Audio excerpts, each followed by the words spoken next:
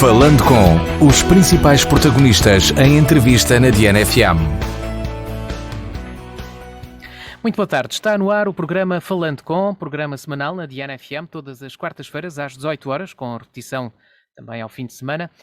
Todas as semanas entrevistamos uma personalidade da cidade ou da região. Esta semana a nossa convidada é a nova reitora da Universidade de Évora, Hermínia Vasconcelos Vilar. Muito boa tarde, obrigado por ter aceitado o convite. Boa tarde. Boa tarde. Vamos, enfim, na próxima hora vamos entrevistar a nova reitora da Universidade de Évora, que foi eleita a 31 de março, tomou posse há quase um mês, faltam 2 dias para se cumprir um mês, foi no dia 10 de maio que tomou posse. Já tinha concorrido ao cargo em 2014, tem 59 anos, é professora associada com agregação no Departamento de História da Universidade de Évora e eu começava por lhe perguntar como é que viu estas eleições. Antes de mais, muito obrigado por este convite, é um prazer estar aqui e poder falar um pouco sobre aquilo que nós pretendemos para a Universidade. E também fazer uma pequena correção. Infelizmente já não tenho 59, ou felizmente tenho mesmo 60, 60 anos. Entretanto, feitos, realmente estou a 2 dias de fazer um mês sobre a tomada de posse, portanto é muito recente. Como é que eu vi estas eleições? Eu acho que as eleições, como muita gente saberá, as eleições neste momento para as universidades processam-se através de um órgão chamado Conselho Geral, que no fundo é constituído por representantes de docentes, não docentes, alunos e personagens externas. No caso da Universidade de Évora, o Conselho Geral é constituído por 25 pessoas e é esse órgão que, no fundo, é responsável pela eleição do reitor. Portanto, desde o RGES, que a eleição dos reitores se processa desta forma.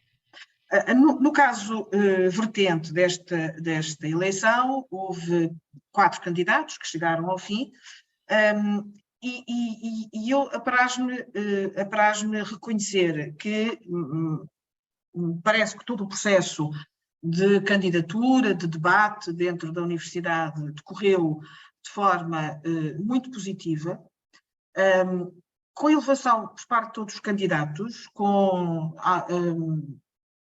até com alguma cordialidade, diria eu, e penso, portanto, que esta eleição, este processo que depois terminou com a eleição em dia 31 de março, permitiu, não apenas aos membros do Conselho, mas também aos outros membros da Academia, até fora da Academia, que acompanharam os vários momentos de debate, uns mais públicos, outros menos públicos, e as audições, permitiu, no fundo, perceber os problemas que estavam em jogo, as propostas, e acho realmente que o processo correu de forma muito cordial, muito democrática, que é isso também que se pretende nas eleições, numas eleições como estas, de forma muito transparente, e portanto eu realmente só tenho mesmo a reconhecer que foi um processo que decorreu de forma calma, pacífica, democrática, transparente, e é isso que se pretende que assim seja.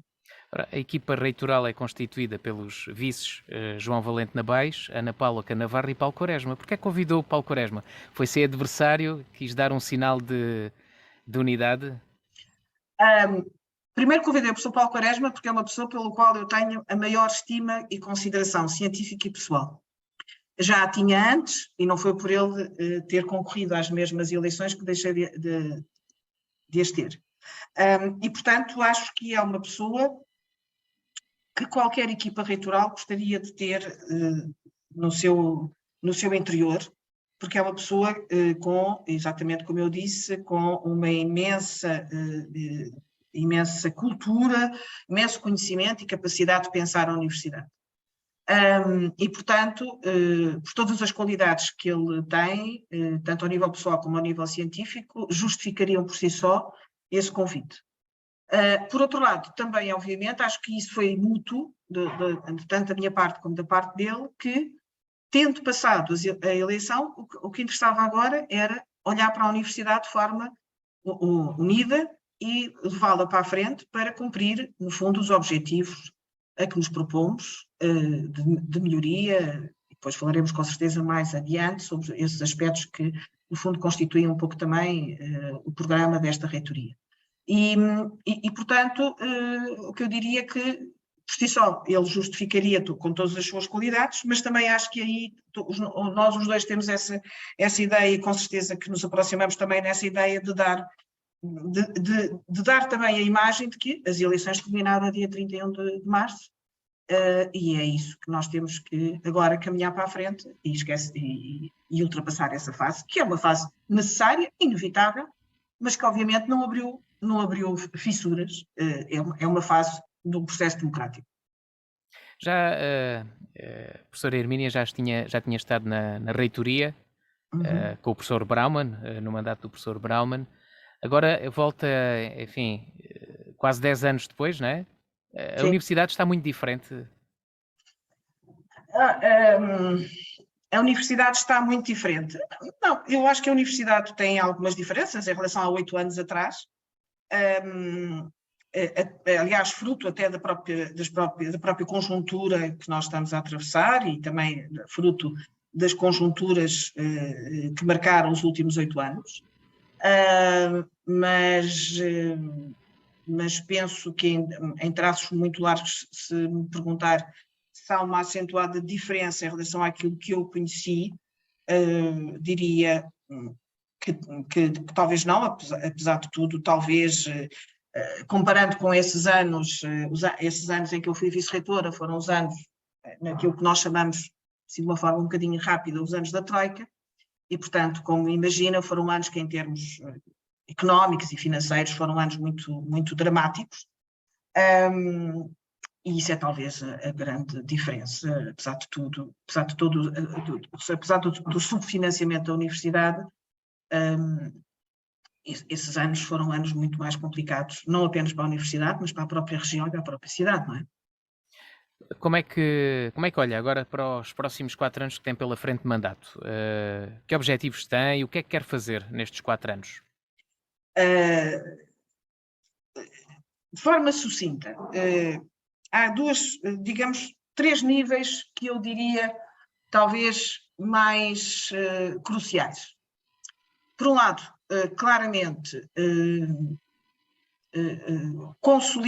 alargar e consolidar a internacionalização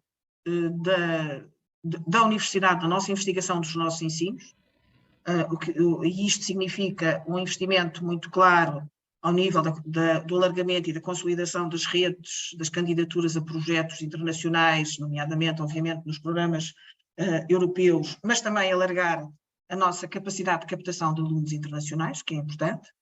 Portanto, alargar e consolidar essa internacionalização, alargar e consolidar, sem sombra de dúvida, a ligação da universidade com a região. Essa é uma linha central também da nossa atividade. A Universidade de Évora tem de ter um papel central na região, não apenas na cidade, mas na região do Alentejo. No dia que tomou posse dizia que defendia a criação de uma voz única na região em que a universidade liderava esse processo. Talvez não tanto ou participasse, não é? Participasse, sim, sem sombra mais de dúvida. Ativamente. Liderar talvez seja um bocadinho demais, mas participar sem sombra de dúvida. Mas acha que não tem participado? E já voltarei a essa questão. Okay. E depois também o terceiro nível, que é, no fundo, preparar cada vez mais os nossos estudantes e preparar a universidade para os desafios que se colocam no mundo de hoje.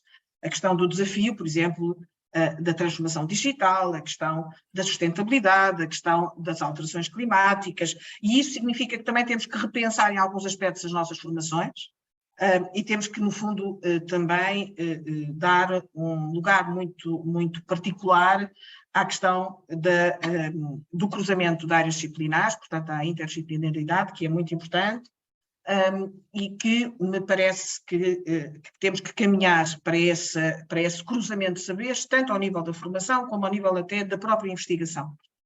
Nós somos uma universidade de média dimensão, que tem exatamente a dimensão que me parece apropriada para que esta experiência desse cruzamento de saberes seja mais fácil e que possa claramente trazer vantagens para os estudantes, para os investigadores portanto, que frequentam a universidade.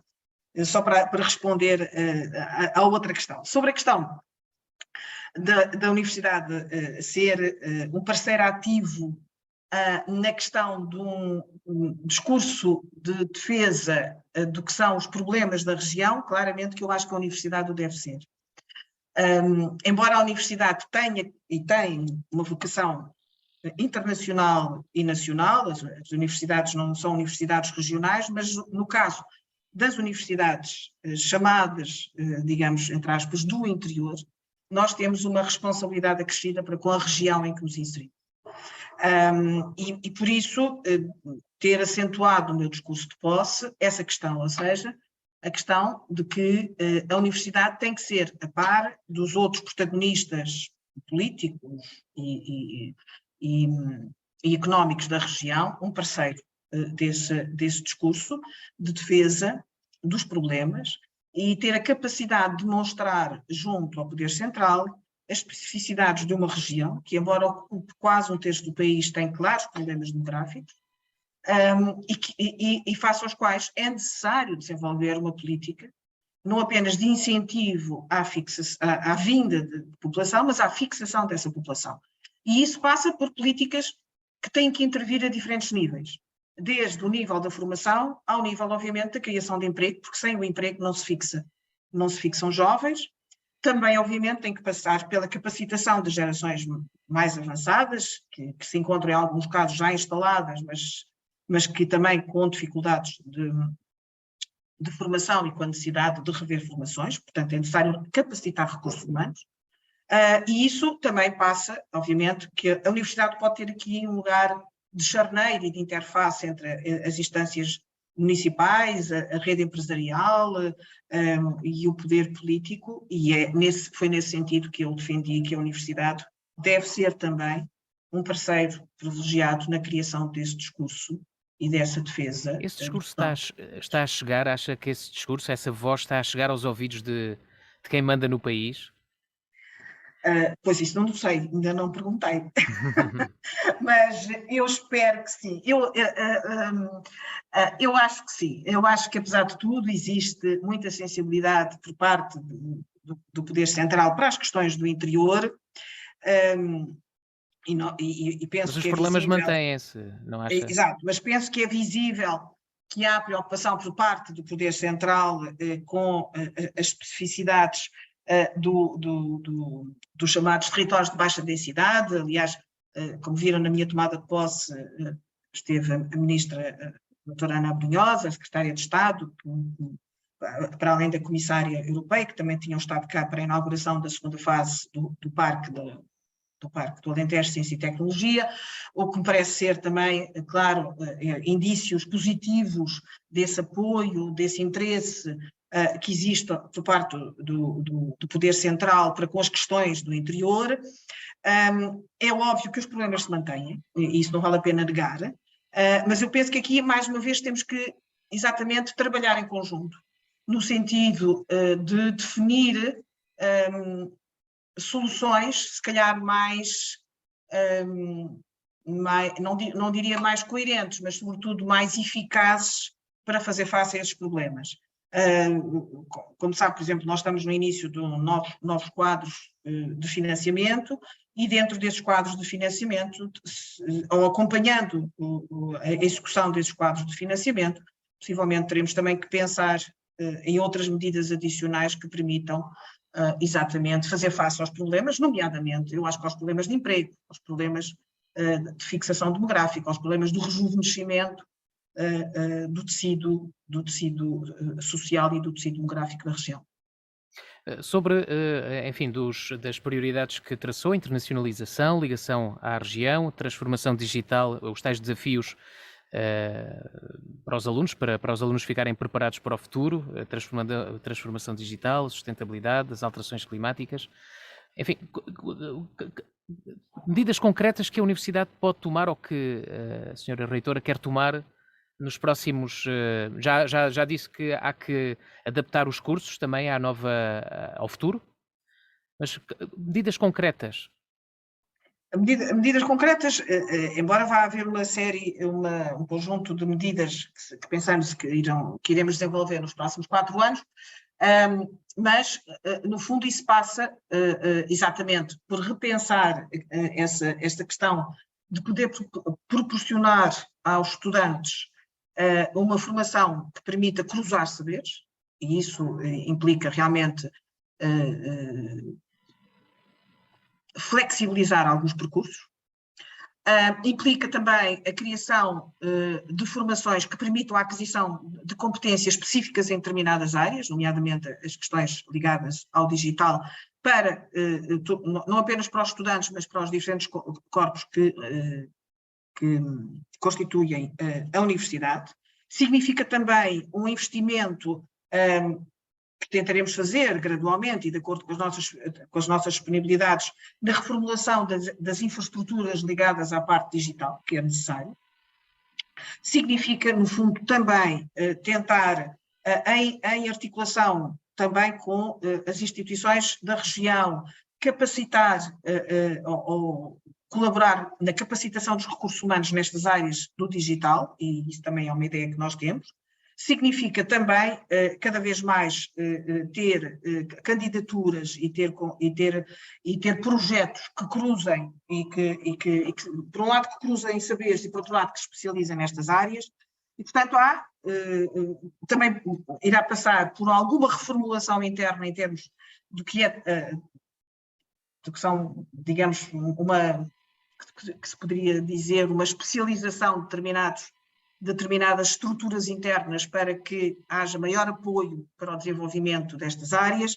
Portanto, no fundo, há aqui toda uma política que tem que ser uma política de reorganização interna, tanto ao nível das estruturas internas de funcionamento, dos fluxos de procedimento, da forma como se organiza, mas também, ao mesmo tempo, ao nível da formação, ao nível da criação de projetos, ao nível do diálogo com as instâncias da região. Portanto, no fundo, uma política, e depois que passará, com certeza, por um conjunto de medidas muito mais concretas em termos de como, por exemplo, concretizar a sustentabilidade na vida da universidade, de como, no fundo, também cada vez mais sensibilizar as comunidades para os problemas das alterações climáticas. Portanto, há toda uma estrutura que tem que ser mexida em redor destas temáticas, diria assim. As áreas âncora, definidas pela sua antecessora, Mediterrâneo, Património, Vida e Bem-Estar e Aeroespacial, é para manter essa aposta?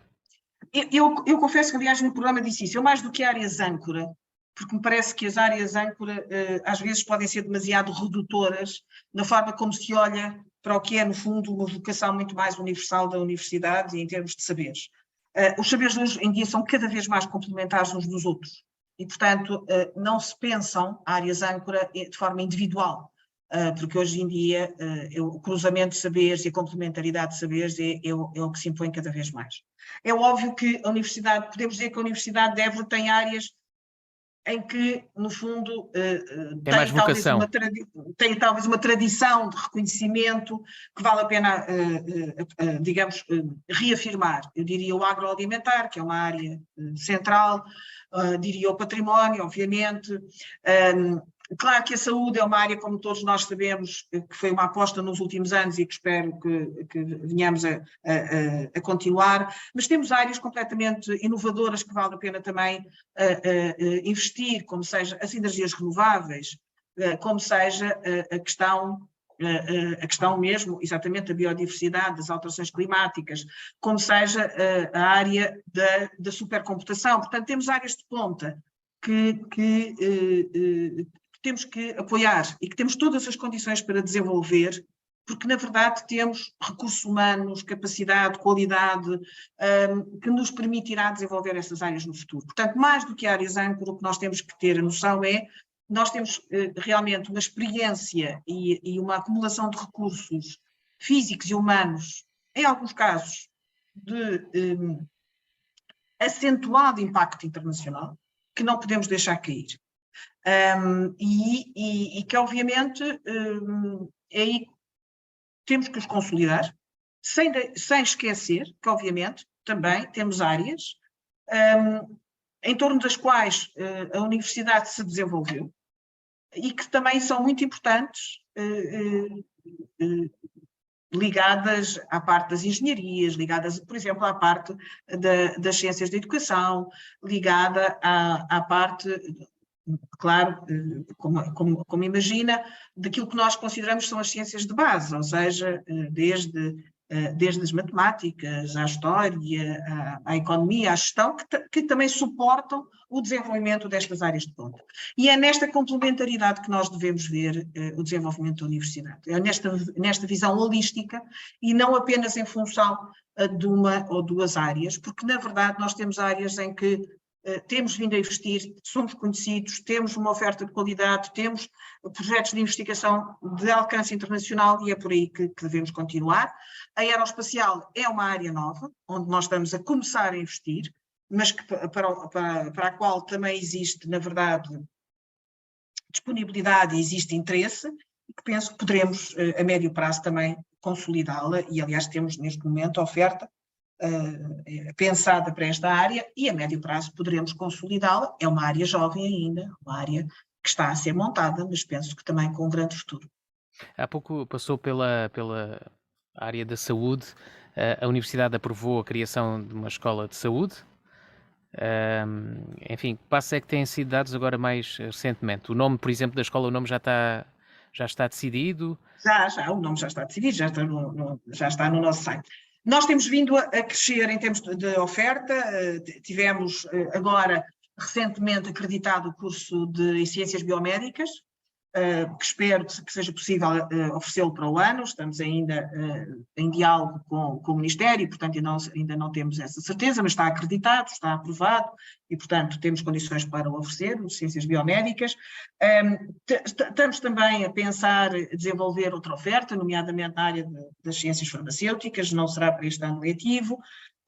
Claro que sempre quando se fala de saúde, o que nós falamos é sempre medicina. É sempre medicina. É mais...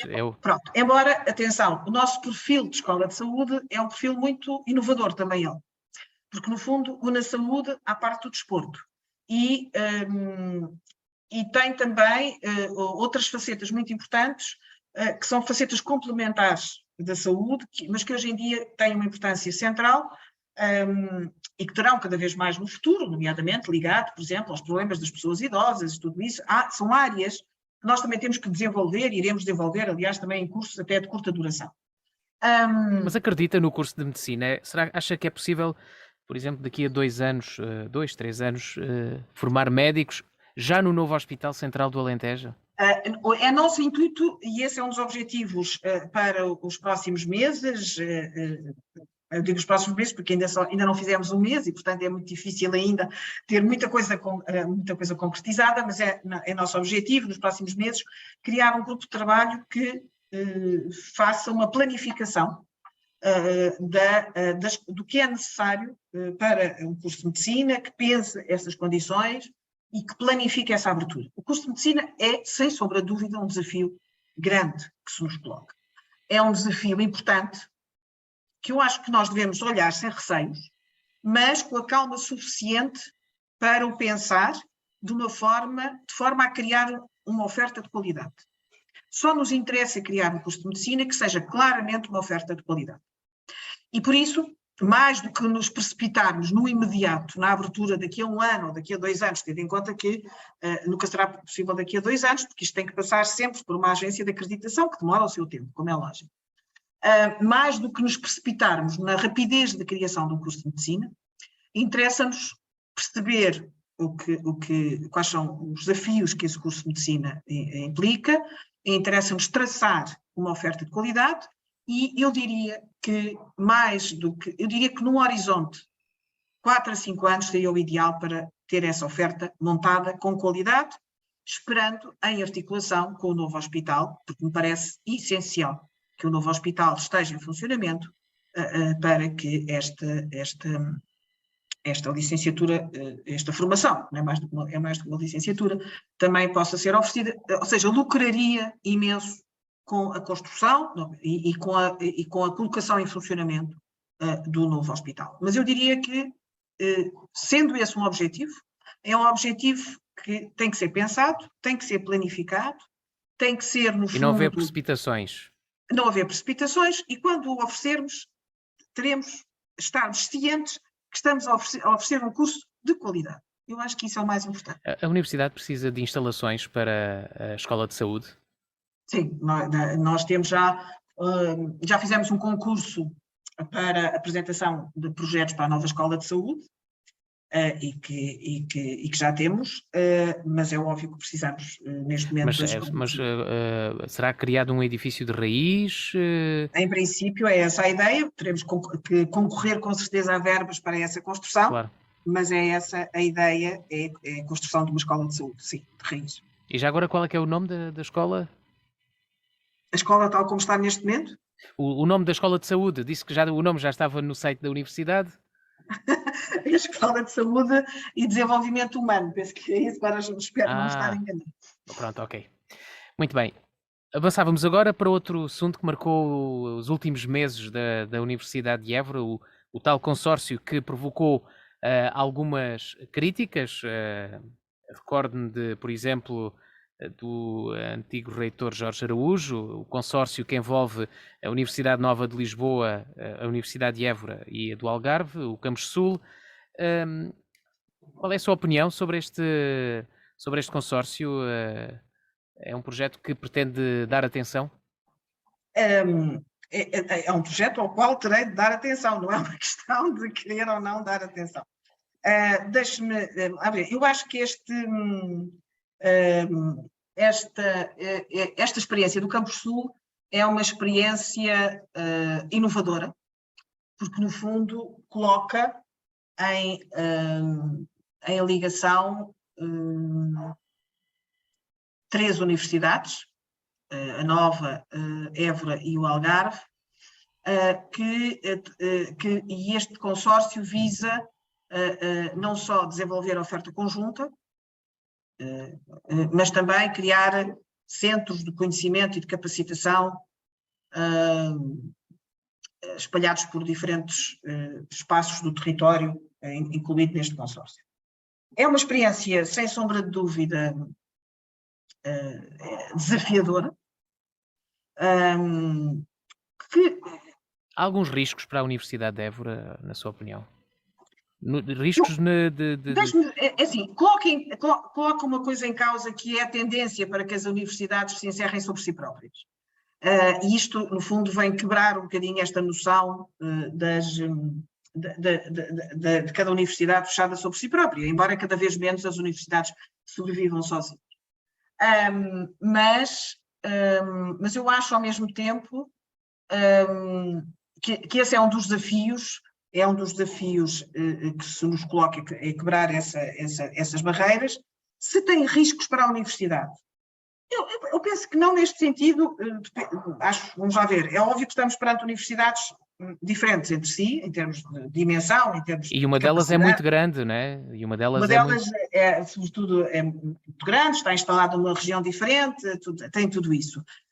Mas eu penso que da parte dos responsáveis da Universidade Nova também há muita abertura para este consórcio, há muita abertura para que, no fundo, este diálogo decorra de forma muito igualitária e para que seja exatamente um diálogo e não um discurso de cima para baixo, e, portanto, penso que há realmente aqui uma parceria que reside num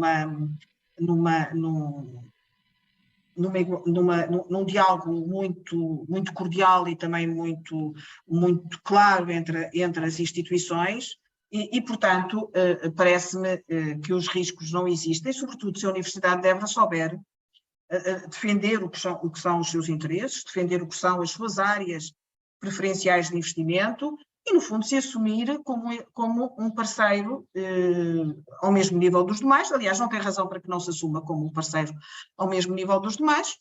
As universidades têm realidades diferentes, a Nova, a Évora, o Algarve têm realidades diferentes, mas é dentro desta heterogeneidade dessas realidades que nós devemos trabalhar, e é com essa heterogeneidade que nós devemos trabalhar, e acho que os estudantes que venham a usufruir das formações que no futuro possamos vir a desenhar, terão a vantagem também de conhecer 3 unidades com as suas especificidades, com as suas características, e que só terão a lucrar com isso. Portanto, eu acho que os perigos não existem se cada universidade, no fundo, olhar para este consórcio como um consórcio que pode trazer vantagens para todos, dentro de um diálogo franco, de um diálogo de igualdade de parceiros, e penso que é esse o clima que tem dominado as conversas e as reuniões em torno do Campus Sul.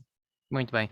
Ora, vamos virar a agulha para outro assunto, para os fundos comunitários, o PRR, o Plano de Recuperação e Resiliência, o próximo quadro. Que ambições é que a Universidade tem? Nós, neste momento, temos, há aqui duas, eu diria, em termos do PRR, neste momento há pelo menos aqui 2 áreas que nós temos aqui um investimento claro. Por um lado, o PRR que foi aprovado no final do ano passado, o chamado Projeto Prometeus, nós temos que foi estabelecido em conjunto com o Instituto Politécnico de Porto Alegre, de Setúbal e com a Universidade Atlântica, portanto, que temos um conjunto de ofertas que irão ser desenvolvidas nos próximos anos. Como sabem, isto tem que estar tudo consolidado até 2026, terminado. Temos também outros projetos em conjunto, nomeadamente com o Instituto Politécnico de Porto Alegre, e portanto esse é um dos grandes projetos que nos vai atravessar nos próximos anos. Para além disso, temos uma candidatura ao Programa Nacional de Alojamento Escolar, também no âmbito do PRR, que tem a ver com as residências, e esse é um problema, como sabe, muito importante para a universidade, não é? Évora tem um grave problema de déficit em termos de residências para os estudantes e para os investigadores, não apenas para os estudantes, para os investigadores. Nós temos uma necessidade muito, muito grande de aumentar o número de camas disponíveis para os nossos estudantes. Fizemos essa candidatura, estamos à espera, fizemos a candidatura à segunda fase, estamos à espera dos resultados.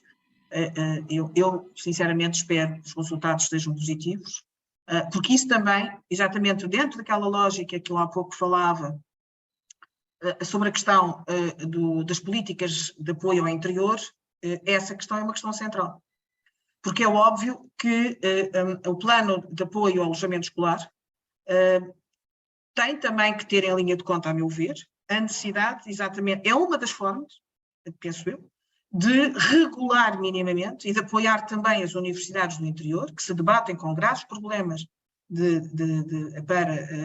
para o alojamento estudantil, de as apoiar de uma forma muito particular, porque isso permitirá trazer estudantes e permitirá também fixá-los.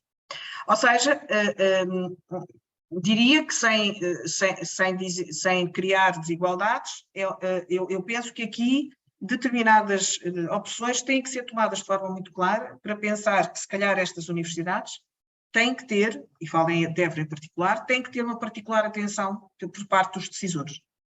Porque não é apenas a questão de resolver o problema do alojamento, que é um problema importantíssimo, porque, como nós sabemos, os nossos estudantes têm graves problemas para arranjar residências e para arranjar quartos em Évora, mas também porque essa é uma forma adicional de trazer estudantes para o interior e de fixar jovens. E é nessa perspectiva que eu acho que as decisões sobre este plano também têm que ser tomadas. Ou seja, não é apenas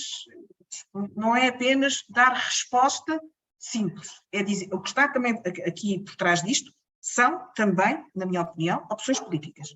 E opções políticas de apoio exatamente à fixação de jovens e de estudantes no interior. Acho que essa questão também tem que estar presente, espero bem, e estou ciente que o estará, no momento de decidir sobre a atribuição destes financiamentos. Mas quantas, enfim, o alojamento esse projeto que fala, não sei, ainda não tem luz verde? Não, ainda não estamos à espera. Do PRR, estamos à espera da resposta à segunda fase. Mas esse alojamento não vai ficar disponível já em outubro, no novo ano letivo, não é? Portanto, não, isso sem sombra de dúvida que não. Isso é alojamento que ainda terá de ser construído, não é? Calculo que novas residências, não é? Portanto, não resolve... Não, são sobretudo são espaços que já existem e que se vão adaptar, revitalizar, reconfigurar. Se calhar até edifícios do Estado, não? Em alguns casos uns, outros não. Uhum. Mas é alojamento, ou seja, o problema não fica resolvido Em em outubro breve? não fica. Em Não, outubro não fica, vai demorar um não. pouco mais. Ou seja, em outubro os novos estudantes que vierem para Évora para iniciarem os estudos no ensino superior vão ter problemas para encontrar casa, porque a falta de alojamento é um problema que persiste e que não tem tido resolução. Nós tentaremos, dentro das nossas possibilidades, nós tentaremos, obviamente, e tentamos sempre dar apoio aos estudantes, dentro do que são as possibilidades do alojamento escolar. Para além disso, temos apoio, a associação também dá apoio para orientar os estudantes sobre as ofertas que existem. Tentamos, no fundo, também ajudar todos os estudantes a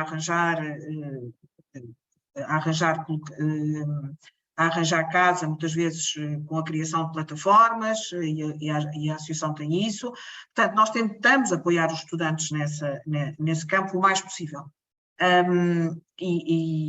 Portanto, mais ou menos, apesar de tudo, vamos conseguindo, a pouco e pouco, ir instalando os estudantes à medida que eles chegam, com apoio, exatamente, da associação e o nosso próprio apoio e dos serviços de ação social. Bom, mas é preciso mais alojamento, não é? Mas é claramente preciso mais alojamento. Isso é preciso mais na sua alojamento. opinião, este problema não se tem resolvido por culpa de quem? Ou todos têm culpa no cartório? Desde a Câmara, ao Estado Central, a própria Universidade? Esta questão não é uma questão de culpa e não vale a pena... Acho que essa é uma discussão desnecessária neste momento. Eu acho que o mais importante do que sacar culpas a alguém é pensar como é que podemos resolver este problema no médio, não digo curto prazo para outubro, mas no médio prazo. Porque obviamente algumas destas obras, umas serão maiores, outras serão mais pequenas e, portanto, a serem aprovados, poderemos talvez ir gradualmente aumentando a oferta ao longo dos próximos anos. Portanto, mais do que sacar culpas, que não me parece que seja o caminho a enverdar, parece-me mais importante, na verdade, tentar resolver o mais depressa possível esse problema de forma gradual. Nos últimos anos, o número de alunos aumentou, não estou enganado. A tendência é para continuar a crescer o número de alunos na universidade? Esperemos que sim, embora, como imagina, nós temos um problema muito complicado exatamente nos espaços chamados de baixa densidade, porque, no fundo, para uma universidade localizada nestes espaços, o desafio de captar alunos é um desafio muito mais abrangente do que, obviamente, as universidades que estão em zonas de grande densidade demográfica. Embora as universidades, se tenda a dizer que as universidades estão todas mais ou menos regionalizadas, ou seja, têm bolsas de captação, círculos de captação relativamente regionalizados, é óbvio que não é a mesma coisa haver uma regionalização, ou seja, ciclos de captação sediados em Évora e no Alentejo, ou círculos de captação sediados em zonas como Lisboa ou mesmo Porto, como é lógico. Portanto, são bacias demográficas completamente diferentes. Portanto, o que significa que, na verdade, a nossa capacidade de captação tem que ser uma necessidade, tem que ser uma zona muito mais abrangente e aliás, o aumento do número de alunos tem mostrado isso, ou seja, essa capacidade de atração de alunos de outros espaços. Mas também é verdade, e temos que estar cientes disso, que o Alentejo foi a zona que mais população perdeu, pelos dados do último censo. E, portanto, significa isto que esse é um desafio com que a universidade se debate todos os anos. Porque, como aliás há pouco dizia, apesar de todas as medidas, ainda não conseguimos inverter os problemas. E um dos problemas ao qual nós voltamos sempre é o problema demográfico e o problema da fixação humana, que, aliás, não somos nós apenas a universidade a notar, mas que, mesmo ao nível dos municípios, é um problema que atravessa muitos dos municípios do Alentejo. A falta de recursos humanos, a falta de população, e, portanto, a universidade não é, de forma nenhuma, não passa incólume perante esta diminuição demográfica. Mais uma vez, volta à mesma questão. É necessário olhar para a Universidade de Évora e para as outras, como, por um lado, polos absolutamente essenciais do desenvolvimento regional. Não se pode negar o papel central que as universidades têm na região em que se inserem. Não se pode ignorar o papel que as universidades têm como instituições que atraem jovens. Claro que depois o problema é fixá-los, e aí passa pelo emprego e pela rede empresarial que os tem que fixar. Mas também não se pode fazer esquecer que as universidades que estão nestes espaços se debatem com uma necessidade de captação de alunos muito maior do que, obviamente, as que se situam em bacias demográficas com maior densidade populacional. E, portanto, tudo isto tem que ser tido em conta quando se olha para a rede das instituições ao nível nacional. Nós não estamos todos nas mesmas circunstâncias, não estamos todos perante os mesmos problemas e inclusive não temos todos as mesmas responsabilidades para com a região. E no nosso caso, e não falo apenas pela Universidade de Évora, nós temos responsabilidades acrescidas pelos locais onde estamos. E, por outro lado, temos exatamente essas dificuldades da captação portanto, o nosso aumento de alunos, que tem vindo a ser feito, que por um lado também tem a ver com o aumento, nomeadamente o número de alunos que acederam ao ensino superior, mas é feito perante todas estas dificuldades e perante todos estes problemas. Portanto, a nossa capacidade de captação, enquanto nós crescemos, tem um significado e uma importância muito maior, desculpa-me a expressão, do que, obviamente, instituições que estão sediadas noutros espaços. A Universidade de Évora já recebeu refugiados ucranianos? Pelos últimos dados que eu tenho, parece-me que eu saiba, tivemos contactos, mas penso que ainda não integramos ninguém. Uhum. Portanto, houve alguns, se calhar, alguns refugiados interessados, se calhar fizeram questões, mas não se concretizou essa... Os últimos dados, mas pode ter havido algum desenvolvimento nos últimos dias e eu ainda não ter essa informação. Ora, no seu discurso de tomada de posse falou também eu não me recordo bem, mas se não me engano falou num dos grandes desafios das universidades, que é o financiamento. Porque há um crónico subfinanciamento das universidades. O que é necessário fazer? O que é necessário que se faça? Ou seja, recordo-me que no seu discurso dizia que as universidades, o Orçamento do Estado não assegura o valor dos ordenados, por exemplo. Ou seja, eu perguntava-lhe se o Orçamento do Estado devia assegurar então pelo menos o ordenado que as universidades têm que pagar. Pois, o subfinanciamento das universidades é algo que, aliás, está sempre na ordem do dia e quando chega a esta altura do ano está particularmente na ordem do dia. Ainda ontem, se não me engano, se a memória não me falha, ainda ontem ou na segunda-feira, houve 3 universidades que fizeram um documento sobre esta... Eu penso que foi na sexta-feira, até não foi... Ou na sexta. Foi no final da semana passada. Portanto, nos últimos dias. Sim. 3 universidades, enfim, queixaram-se do subfinanciamento. Sim, exatamente. O ISCTE, a Universidade do Minho e a UB. Pronto, existe realmente um problema de subfinanciamento das universidades e essa é uma questão central para o funcionamento das universidades. E eu aqui diria que, pronto, é uma das questões também que ocupa o CRUP, como imagina, e penso que aí o CRUP também poderá ter uma palavra importante a dizer nos próximos tempos, nos próximos meses. Agora, eu diria, mais uma vez, reafirmaria aquilo que disse há pouco. Qualquer revisão do problema do subfinanciamento que existe e que é transversal à maior parte das universidades, tem que ter em conta que nós não estamos todos na mesma situação. E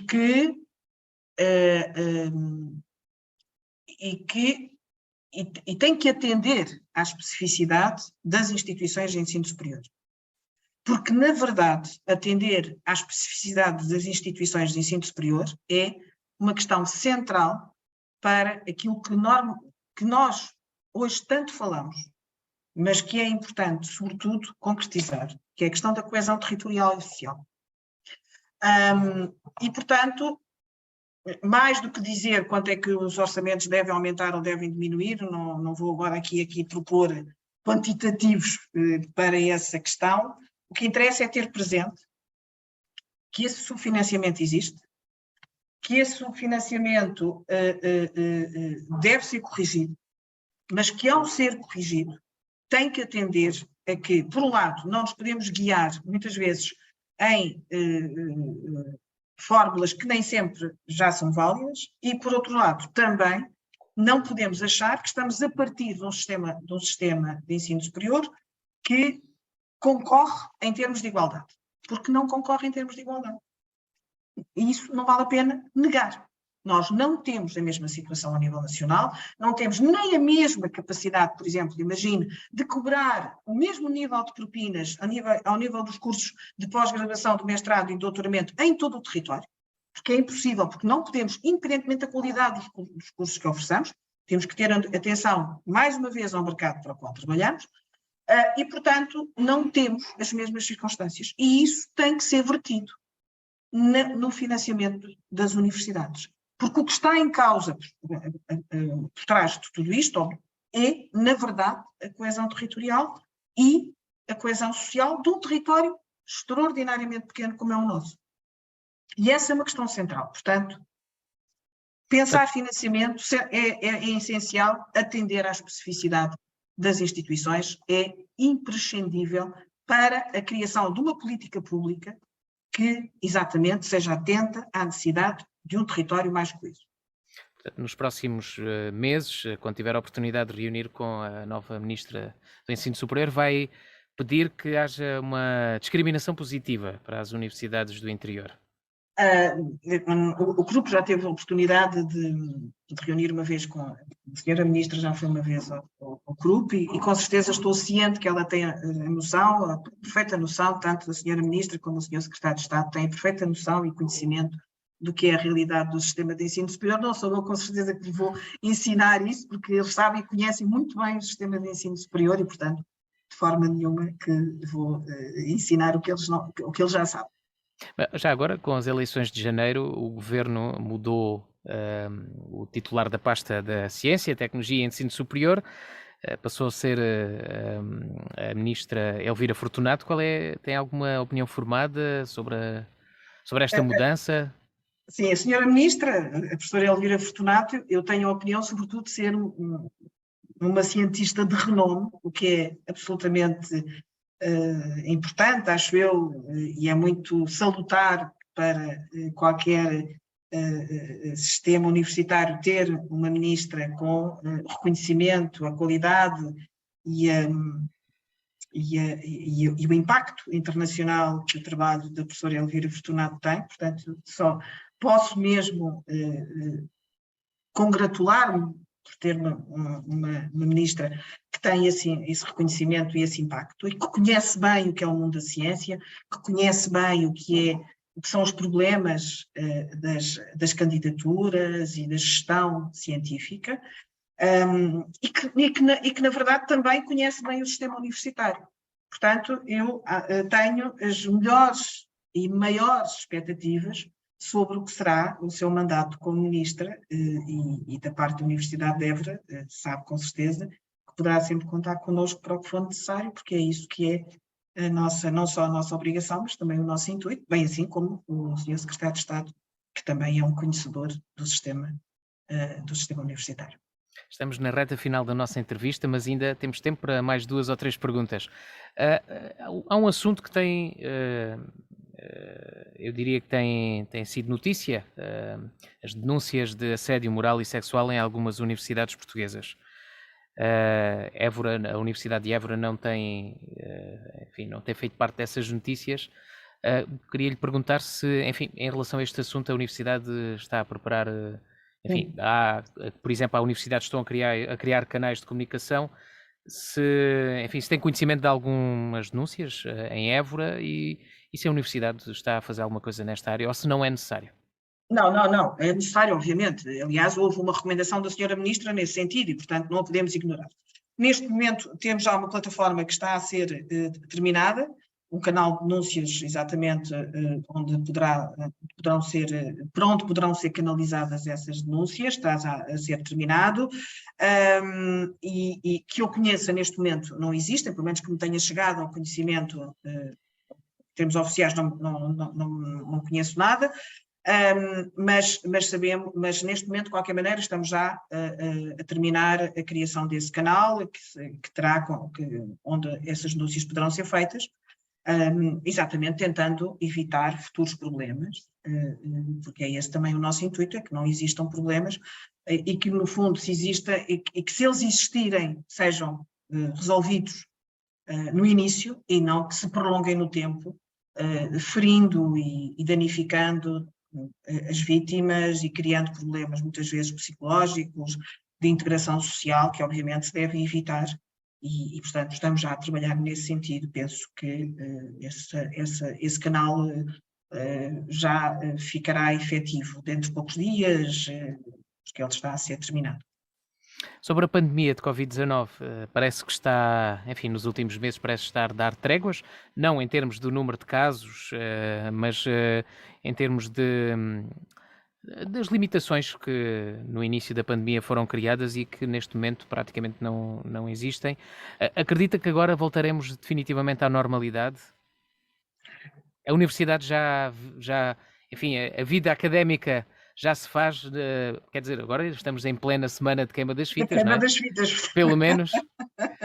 Sim, não, nós na reta final já do semestre regressámos às aulas sem máscara, seguindo, aliás, as indicações da Direção-Geral de Saúde. Gradualmente estamos a voltar à vida normal, seja o que for que é isto, vida normal. Mas atenção, deixe-me só perder 2 minutos para chamar a atenção para uma coisa, que é, embora estejamos a voltar à vida normal e que todos estávamos mais ou menos sedentos de voltar a esta normalidade, de estarmos com os outros, e sem sombra de dúvida que sempre pôr em causa a necessidade que na altura se sentiu e que foi inevitável do ensino à distância, a questão do convívio do ensino presencial e do convívio académico é absolutamente central. Eu acho que nada substitui este convívio dentro do espaço da universidade. Dito isto, a pandemia deixou sequelas, mas também deixou ensinamentos. Por um lado, trouxe-nos para o centro da aprendizagem a questão do digital e do ensino à distância, que não sairá assim de forma leve, pelo contrário, nem tem que sair, porque nos demonstrou e talvez acelerou a questão da inclusão do digital nos processos de ensino e aprendizagem. Por outro lado, este é o lado positivo, talvez, da pandemia, que é ter trazido, se é que há um lado positivo da pandemia, mas que é, no fundo, levou-nos a refletir sobre o lugar do digital no processo de ensino-aprendizagem. Agora, também não vale a pena fazer de conta que a pandemia não deixou sequelas em termos de docentes e de estudantes. Foram muitas semanas de isolamento, de separação, e isso, sem sombra de dúvida, que deixou sequelas, cuja amplitude eu acho que nós só agora estamos a tentar perceber. Eu penso que isto é transversal, não é um exclusivo da Universidade de Évora, mas a Universidade de Évora e talvez estas universidades de média dimensão têm uma vantagem, que é nós temos uma maior proximidade aos estudantes, e essa proximidade também nos permite perceber muitas vezes os problemas com que os estudantes se debatem. É a vantagem das universidades de média dimensão, porque eles são realmente muito mais enquadrados, muito mais seguidos, há uma maior proximidade e, portanto, isso é um aspecto positivo, e eu acho que claramente a pandemia deixou sequelas e cuja abrangência nós estamos a começar a lidar, e vamos ver se nos próximos anos iremos conseguir lidar com elas e resolvê-las, porque na verdade foram muitos meses de isolamento para jovens, muito jovens, não é? Com necessidades muito grandes de diálogo, de convívio, que de repente viram a sua vida cortada, não é? E eu acho que temos que ter atenção nos próximos anos a esta questão. Os estudantes que nos chegaram no último ano e que nos vão chegar nos próximos anos, nós vamos ter que dar uma atenção muito particular a essa questão de os incluir, de os integrar de forma muito especial e de estar atentos a essas consequências desse isolamento a que eles foram no fundo, obrigados durante muitos meses. Claro. Houve um assunto que ficou para trás, mas ainda vou a tempo de lhe colocar, que é esta questão do aumento dos custos com a energia. A Universidade de Évora tem, enfim, o assunto agora parece aqui um pouco desgarrado, mas, enfim, passou-me há pouco, era para lhe ter perguntado mais atrás na entrevista, mas o que lhe perguntava era se há muito, se o impacto deste aumento, quer dizer que todos sentimos em casa, obviamente que a Universidade também, enfim, está a fazer contas à vida, não é? Sem sombra de dúvida, estamos mesmo a fazer contas à vida, os impactos do aumento são enormes, tanto do gás como da eletricidade. Digo-lhe que o aumento é muito substancial e significa que, obviamente, em orçamentos que são sempre orçamentos limitados, o impacto é ainda maior. É uma questão que me parece à qual também se tem que dar atenção imediata. Porque, juntamente com isso, é o impacto do aumento destes produtos básicos, sobre os quais, obviamente, nós não podemos viver, mas também a contar com isso é tudo o resto, não é? A inflação tem influência a diferentes níveis, não é? E isso repercute-se tudo no orçamento da universidade, e esse é também um problema. Há que crescer a isso, e permita-me também chamar a atenção, desviando um bocadinho da questão da eletricidade, mas que também tem a ver com a questão da inflação, que é, como sabe, a Universidade de Évora tem um campo muito particular. A Universidade de Évora, no fundo, o nosso campus é a cidade, não é? Portanto, nós temos edifícios esplêndidos, nomeadamente este do Colégio Espírito Santo, onde me encontro neste momento, esplêndidos, que são, na verdade, edifícios emblemáticos da cidade, mas cuja manutenção é muito onerosa. E significa que essa manutenção, que é muito onerosa, significa que esses ónus que têm a ver com a manutenção, nomeadamente com questões, tudo que tem a ver com obras e construção, também têm sofrido, como todos sabem, um aumento dos encargos nos últimos meses. Isso também é algo com que nós temos que lidar, porque nós temos edifícios que são todos muito bonitos, desde que sejam conservados e mantidos. E isso implica uma atenção contínua a esses edifícios e implica, na verdade, também isso é uma das especificidades que a Universidade de Évora tem, ótima para a cidade, ótima para nós que estamos na cidade, mas que tem ónus muito particulares. E que, obviamente, esses custos, o aumento dos custos com a eletricidade, o aumento dos custos com o gás, se juntam também os aumentos dos custos com obras de manutenção e de intervenção em diferentes edifícios, que são sempre necessários, porque estes edifícios têm que estar sempre sujeitos à intervenção e acompanhamento.